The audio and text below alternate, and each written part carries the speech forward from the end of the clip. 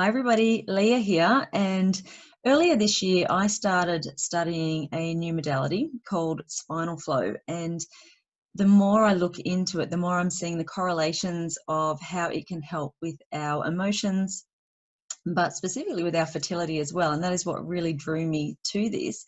And today I am incredibly excited to be interviewing the Spinal Flow founder, Dr. Carli Axford. So welcome, Carli. Thank you so much for being here today.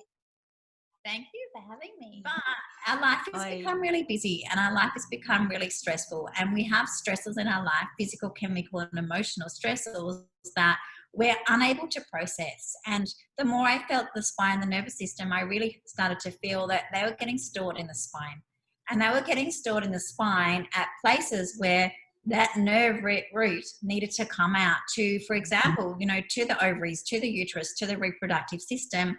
And I saw a massive correlation that when there was a spinal blockage at the level of either, in the lumbar spine where the nerves are coming out to the ovaries, lower down the sacrum, and we're looking at more, vaginal area, pelvic, but also up here in the passion gateway when we're looking at the nerve roots that need to come out to the thyroid, the cranials to with the hormones. And the more I got into looking at the relationship between spinal blockages and fertility, the more I started to realize that this is so interconnected. Yeah. And then with that, just working on the access points that are through the nervous system and creating more ease and more flow and more energy and more health and more vibrance in clients' bodies, everything changes for them.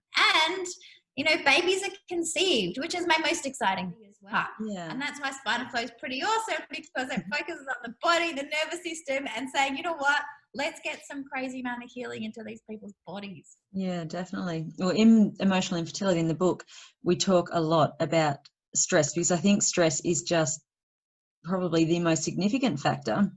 And we're generally not great at recognizing stress either. And I believe that stress is the number one cause of pain, stress, disease and illness. And it's stress, and like you said, it can be that abuse, trauma, but it may not be that as well. It may be just as a little person that we didn't know how to process an emotion, but that's stored, release that. And the second thing it does is it brings about this spinal healing wave. There's a spinal healing wave that moves through the body. And that's a wave full of energy, life force, chi, intelligence, whatever you want to call it. But what we're seeing with our clients is that their body's starved of energy. It's like inside all of us, we've got the ability to heal. We just do. But many of us, it's been stuck or it's not really available. Through the spinal flow wave, there's more healing that becomes available. When we contact these access points, we're bringing more of that wave in and more until we get to a stage where there's a wave coming all the way from the coccyx all the way to the cranium. And there's three. So if people want to explore this a little further, if they want to follow you or find a practitioner, where do you send them for that? I will send people to either the Facebook page. So we've got a Facebook page, which is Spinal Flow Technique. We've got Instagram, which is also Spinal Flow Technique. The website, spinalflowtechnique.com.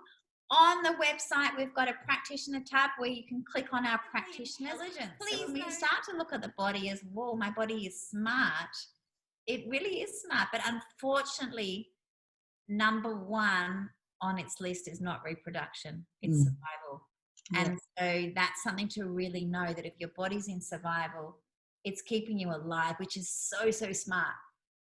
But we're like, no, we're not after survival, we're after reproduction. I'm like, yes, I get it. But the body doesn't get it. The body wants to keep you alive. The body wants to keep you safe. So let's just move through that to the next step. Yeah, no, that's fantastic. Well, thank you so much for being here today and talking to us.